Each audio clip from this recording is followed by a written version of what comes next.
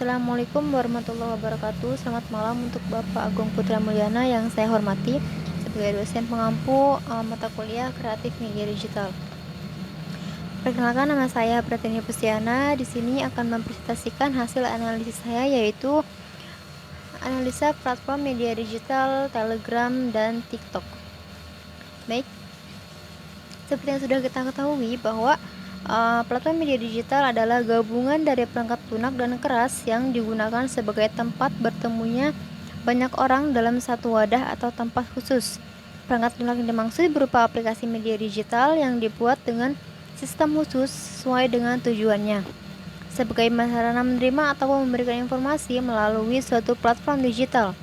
Biasanya terhubung dengan perangkat internet dan identik dengan penggunaan teknologi di dalamnya.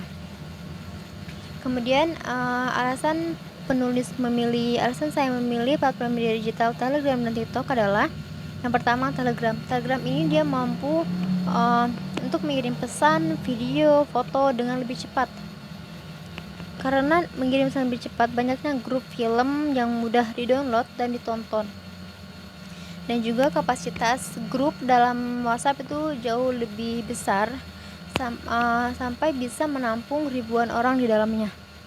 Kemudian selain itu, Telegram juga menyediakan banyak stiker dengan konteks yang bisa dimainkan melalui fitur chatting.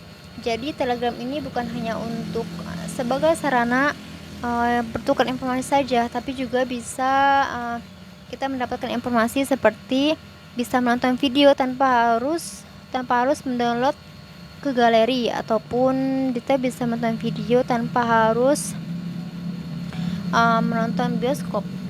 Kemudian untuk TikTok, alasan saya memilih media TikTok adalah sebagai bentuk untuk bertukar informasi juga, untuk mengirim pesan, video chatting. Dan TikTok juga bisa digunakan untuk berjualan atau berbisnis, untuk mengembangkan bisnis, mendapatkan uang dari live. Bahkan TikTok juga bisa membayar kepada para pengguna, yang digunakan bahkan puluhan juta pengguna. Jadi tidak heran jika banyak toko-toko online yang mempromosikan jualannya. Kemudian TikTok juga bisa sebagai sarana pendapatan penghasilan tambahan. Tetapi TikTok akan membayar kepada pengguna jika pengguna tersebut sudah memenuhi syarat dan ketentuan. Kemudian di sini ada kelebihan Telegram dan TikTok. Nah, kelebihan Telegram adalah aplikasi gratis atau tidak akan pernah ada iklan atau biaya untuk selamanya. Kemudian mampu mengirim pesan lebih cepat karena berbasis cloud. Lebih ringan ketika dijalankan, ukuran aplikasi lebih kecil, dapat diakses dengan berbagai perangkat secara bersamaan. Kemudian mengizinkan penggunanya untuk berbagi berbagai jenis macam file dengan ukuran maksimum 1,5 GB per file. Kemudian dapat menonton film tanpa harus menyimpan pada galeri terlebih dahulu pada grup yang menyediakan berbagai macam file. Kemudian terakhir yaitu grup bisa diisi oleh lebih banyak orang. Nah, di sini ada kelebihan dari TikTok. Yang pertama yaitu video yang tajam dan nyata. Banyak tampilan yang menarik. Tampilan pada aplikasi TikTok mempunyai ciri khas sendiri sehingga menampilkan kesan yang beda. Kemudian kualitas pilihan lagu yang sedang tren, bisa berjualan dan berbisnis, bisa mendapatkan penghasilan hanya dengan membuat konten singkat. Di sini juga ada kekurangan dari Telegram dan TikTok, yaitu kekurangan Telegram adalah tidak memiliki fitur story. Jadi kita tidak bisa membuat fitur story seperti layaknya di WhatsApp atau di Instagram. Kemudian tidak ada group call. Jadi hanya bisa chatting dengan satu orang, ataupun tidak bisa call grup. Kemudian maksimal jumlah anggota pada grup terlalu besar sehingga menyebabkan chat pada grup mudah tenggelam. Kemudian tidak ada enkripsi data. Jadi ketika kita memindahkan data ini ke ponsel lain, kemungkinan data akan hilang. Jadi tidak ada enkripsi data. Kemudian untuk kekurangan dari TikTok adalah masih terdapat konten video yang tidak bertanggung jawab. Jadi walaupun memang sudah dibatasi usianya, bahkan TikTok saat ini banyak sekali kecurangan dari para pengguna. Jadi usia yang di bawah umur yang harusnya tidak diperkenalkan untuk menggunakan TikTok, dia bisa saja membohongi pada saat pemilihan usia. Kemudian ukuran aplikasi yang cukup besar, sehingga tidak semua pemilik handphone dengan RAM kecil mendownload aplikasi TikTok. Kemudian masih banyak akun yang tidak sewajarnya.